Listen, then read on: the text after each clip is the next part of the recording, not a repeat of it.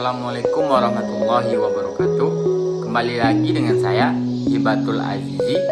Baiklah, di video kali ini saya akan menjelaskan tentang mata kuliah fisiologi pohon. Nah, dengan materinya yaitunya hormon tanaman.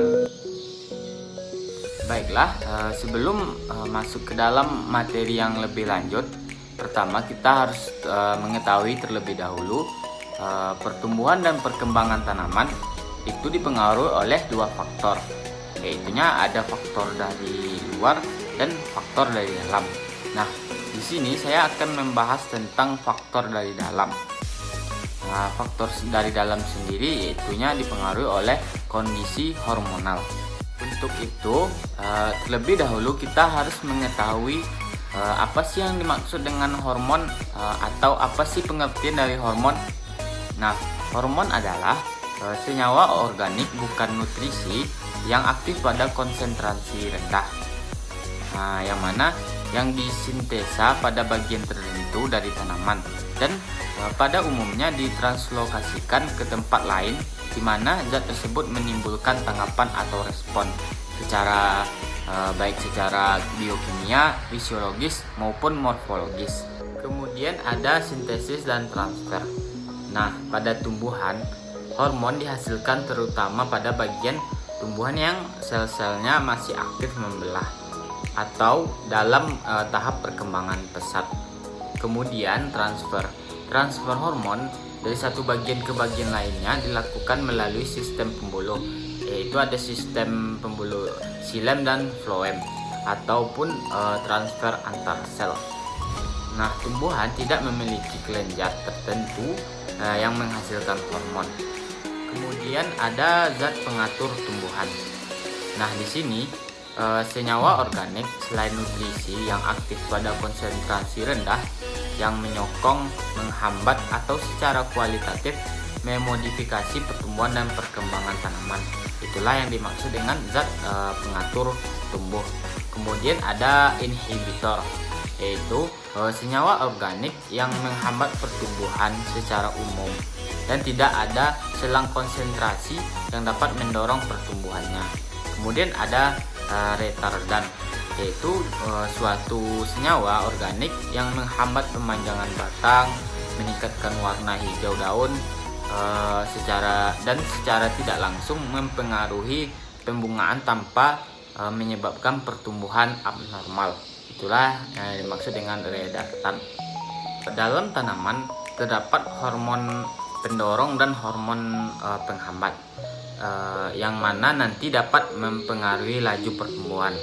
Pada hormon pendorong sendiri terdapat auksin, giberelin, dan sitokinin. Sedangkan hormon penghambat ada ABA atau asam abisat dan etilen, gas etilen. Itulah hormon yang nantinya dapat mempengaruhi laju pertumbuhan. Kemudian peranan hormon pada tanaman. Nah, hormon nanti dapat berperan pada saat pembelahan sel, pembesaran sel, dan diferensiasi. Nah, yang mana nanti dapat mempengaruhi perkembangan tanaman. Perkembangan tanaman itu sendiri mulai dari zigot, perkecambahan biji, tumbuhan vegetatif, maupun reproduktif. Dan selanjutnya hormon akan aktif apabila hormon harus dalam jumlah yang cukup di sel yang tepat. Kemudian hormon harus dikenali dan diikat erat oleh setiap kelompok sel yang tanggap terhadap hormon atau sasaran selnya. Kemudian protein penerima harus menyebabkan perubahan metabolik lain yang mengarah pada penguatan isyarat atau kurir hormon. Nah, itu yang akan menyebabkan hormon akan aktif. Selanjutnya masuk kepada hormon yang pertama, yaitu auksin. Nah, auksin pertama kali digunakan oleh Frischwen pada tahun 1926, yang mana yang menemukan bahwa suatu senyawa yang belum dapat dicirikan mungkin menyebabkan pembengkokan koleoptil OAT ke arah cahaya. Nah, inilah yang disebut dengan IAA atau asam indol asetat. Di dalam auksin terdapat tropisme, fototropisme, geotropisme, dan tigmotropisme. Tropisme merupakan respon tanaman terhadap lingkungan atau rangsangan fisik. Kemudian fototropisme merupakan respon terhadap cahaya. Selanjutnya ada geotropisme, merupakan respon terhadap gaya tarik bumi, dan tigmotropisme, yaitu respon terhadap sentuhan. Nah, ini adalah contoh gambar respon-respon dari yang terdapat dalam auksin tadi. Seperti gambar ini, fototropisme, di mana nanti responnya akan mengikuti terhadap cahaya. Jika cahayanya sumber cahayanya terdapat dari kanan, maka arah tumbuh dari tumbuhan tersebut akan mengarah ke kanan terhadap di mana cahaya muncul. Selanjutnya ada jenis-jenis auksin. Auksin terdapat dua jenis. Yang pertama ada auksin alami dan prazat auksin. Nah, ini adalah contoh dari auksin alami itu dalam gambar ini. Kemudian ada auksin sintetis atau tiruan, seperti gambar yang saya tampilkan ini.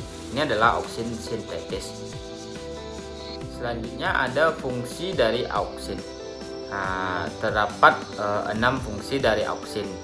Yang pertama sebagai pembesaran sel, kemudian pembelahan sel, dan pembentukan akar, penghambatan tunas samping dan dominasi apikal, absisi daun dan buah, dan yang terakhir ada aktivitas kambium. Itulah fungsi dari auksin.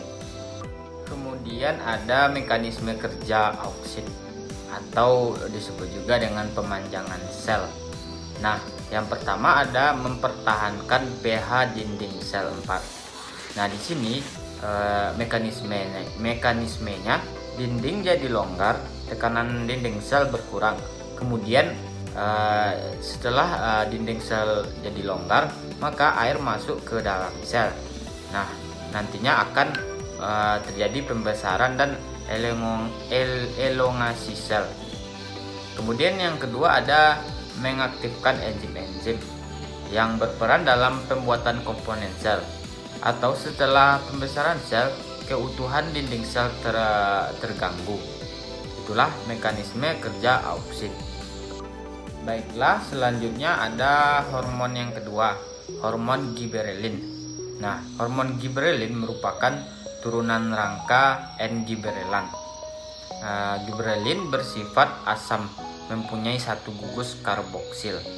Kemudian GA3 merupakan giberelin pertama yang sangat aktif dan tersedia di pasaran.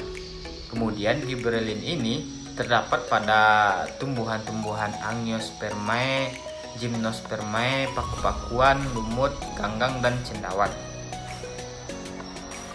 Kemudian fungsi dari giberelin ini, yang pertama sebagai pemanjangan sel, kemudian memperbesar luas daun, memperbesar buah dan bunga, pembentukan buah partenokarpi, kemudian memecahkan dormansi. Itulah fungsi dari giberelin. Kemudian efek fisiologis giberelin ini, pengaruh paling nyatanya bila menyemprot tanaman dengan giberelin, maka yang terjadi adalah stimulasi pertumbuhan, yang mana batang tanaman menjadi lebih panjang. Kemudian juga mengakibatkan pemusatan warna daun. Kemudian dapat menginduksi pembungaan berbagai spesies tanaman yang membutuhkan suhu dingin seperti wortel dan kubis.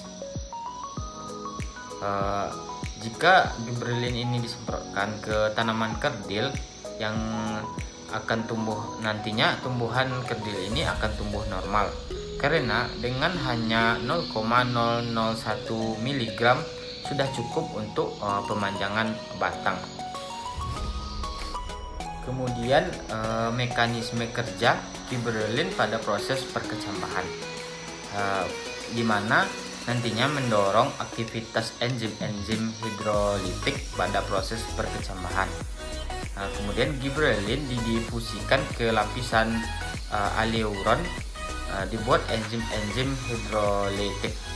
Kemudian enzim ini berdifusi ke endosperm, yang mana merubah molekul makro yang disimpan di endosperm menjadi gula, asam amino, nukleosida, dan lain-lainnya. Nah, bisa teman-teman semua lihat pada gambar ini, di mana gibberellin mengaktifkan produksi enzim dan amilase, di mana tahap pertama embrio menyerap air dan proses perkecambahan dimulai. Kemudian gibberellin berdifusi dari embrio menuju lapisan aleuron, bisa dilihat pada gambar ini. Setelah itu sel-sel dalam lab aleuron merespon dengan melepaskan enzim pencerna seperti amilase. Kemudian terakhir enzim mencerna pati di dalam endosperm menjadi gula dan molekul lain yang diperlukan embrio untuk tumbuh. Nah, seperti ini bisa teman-teman semua lihat. Kemudian yang terakhir ada mekanisme kerja gibberellin pada pemanjangan batang. Pertama, pembelahan sel dipacu di apex tajuk, terutama di sel meristematik, di mana gibberellin atau GA mendorong pembelahan sel, memacu sel pada fase G1 untuk memasuki fase S dan memperpendek fase S. Kemudian yang kedua, gibberellin meningkatkan hidrolisis pati, fruktan, sukrosa menjadi glukosa dan fruktosa, di mana pembentukan dinding sel, potensial air sel lebih kurang pada saat tertentu. Kemudian air akan bergerak masuk lebih cepat dan pemelaran sel dan pengenceran gula. Nah, yang terakhir, gibberellin nanti akan meningkatkan plastisitas dinding sel. Nah, disitulah mekanisme gibberellin pada pemanjangan sel. Nah, kemudian ini adalah bentuk tumbuhan di mana satu tumbuhan tidak diberi gibberellin dan satunya diberi gibberellin. Yang satu dilihat di sini, tumbuhan tersebut kerdil dan pendek, sedangkan yang di sebelahnya yaitu tumbuhan yang sudah dikasih gibberellin, yang mana tumbuhan yang kerdil tadi dapat tumbuh lebih tinggi dan lebih panjang dari tumbuhan kerdil sebelumnya.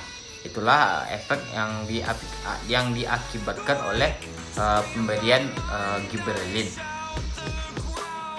Nah, kemudian pada gambar ini juga seperti tadi, terdapat dua gambar di mana satu tidak dikasih gibberellin dan satu yang lagi dikasih gibberellin. Bisa dilihat pada buah anggur ini, yang satunya kelihatan lebih kecil-kecil buahnya, sedangkan yang di sebelah kanan kelihatan lebih besar-besar.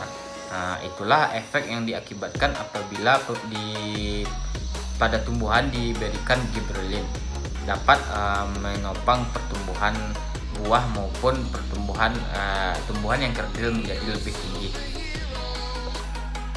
Baiklah, sekian video dari saya untuk kali ini. Apabila banyak kesalahan yang saya sampaikan dalam video ini, saya meminta maaf. Untuk itu saya akhiri dengan Assalamualaikum warahmatullahi wabarakatuh.